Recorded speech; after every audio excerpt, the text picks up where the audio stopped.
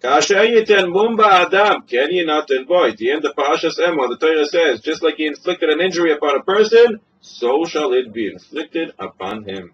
The Bris Avam explains, Chazal tell us in Kiddushin, Daf Ayin Amud Beis, Kol ha-poisal ve'mumo poisal. One who sees blemishes by others, it's because he has the same blemish. It's like a magnet. This is what the Torah is saying. Kasher yiten mumba adam. If he puts a blemish on a person, he looks at him and he criticizes him. He only finds his shortcomings. Ken yinaten boy. That's because he has the same problem.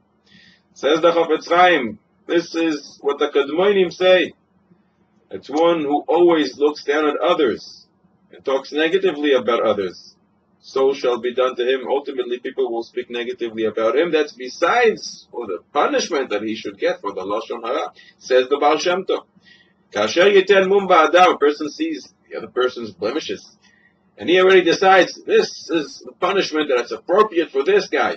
Ken yinaten bo. So too in Shamayim, they will decree the punishment for him should be the same punishment that he wanted to inflict on others should be done to him, measure for measure.